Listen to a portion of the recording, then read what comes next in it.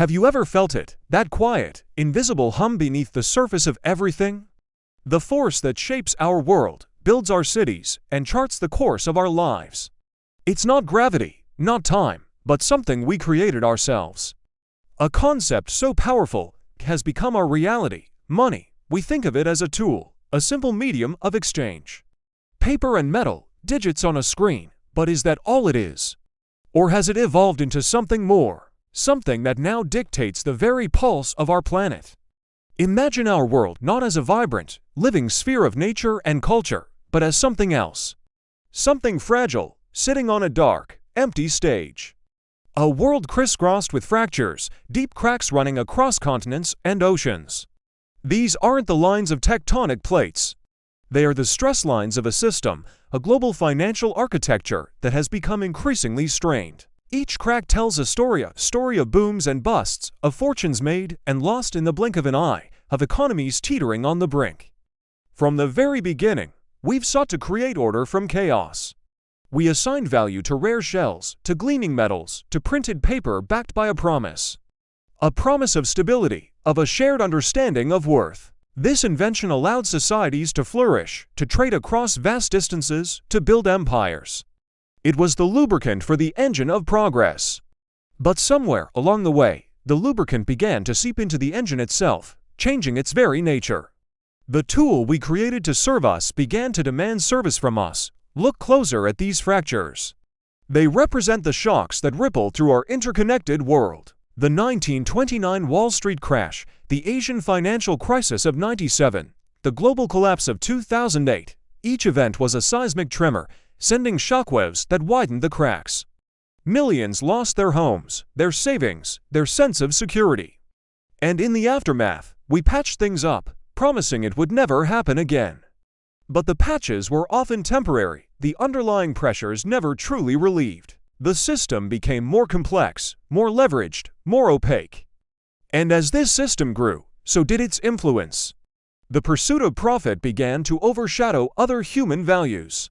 We see it in the clear-cutting of ancient forests for short-term gain, in the pollution of our rivers and oceans, in the relentless extraction of resources without regard for the future. The natural world, once priceless, was assigned a price tag. And once something has a price, it can be sold, exploited, and ultimately, exhausted. The logic of the market is simple. What is profitable will be done. But what is profitable for a balance sheet is not always beneficial for the planet or its people. The story is written not just on the land, but in our societies. The widening gap between the ultra-wealthy and the rest of us is not an accident. It is a feature of the current system. Wealth begets wealth, creating a gravitational pull that draws resources towards a smaller and smaller core. This concentration of financial power translates into political power, shaping laws and regulations to favor those who already have the most. Democracy, the ideal of one person, one vote, finds itself competing with the reality of $1 one vote. When a single gold coin breaks, it's a powerful symbol. It represents a promise broken, the promise that hard work leads to a good life. The promise that the system is fair. For many, that promise feels hollow. They work harder than ever, yet fall further behind. They play by the rules, but feel the game is rigged. This sense of disillusionment is a corrosive force, eating away at the social trust that holds us together. It fuels anger, division, and a retreat into tribalism as people search for someone to blame for their predicament. Think about the flow of capital around the globe. It moves at the speed of light, chasing the highest returns. A trader in London can impact the livelihood of a farmer in Southeast Asia with a single click. This detaches economic activity from its real-world consequences. The numbers on the screen become a game, an abstraction, disconnected from the human and environmental costs. When money becomes an end in itself, rather than a means to a better life, we lose our way. Our priorities become inverted. We know the price of everything, but the value of nothing. So, where do we go from here? The globe is cracked, but not yet shattered. The situation is serious, but not hopeless. Recognizing the problem is the first, most crucial step. We must pull back the curtain and look at the machine we have built. We must question the assumptions that have guided us for so long. Is endless growth on a finite planet truly possible or even desirable?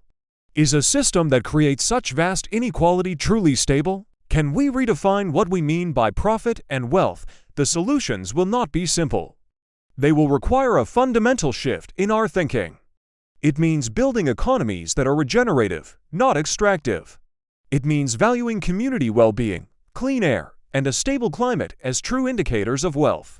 It means designing financial systems that serve society, not the other way around. This involves re-regulating the financial sector, closing tax loopholes, and investing in the real economy in education, healthcare, and sustainable infrastructure. This isn't about destroying money or abolishing markets. It's about reclaiming them. It's about embedding them within a framework of ethical and ecological limits. It's about remembering that the economy is a wholly owned subsidiary of society and the environment, not the other way around. The power to change this story lies with us. It lies in the choices we make as consumers, as voters, as citizens. It lies in our ability to demand a new narrative, a new definition of success. The shadows on our world are deep, cast by a system that has grown too large, too powerful. But shadows only exist because there is a light.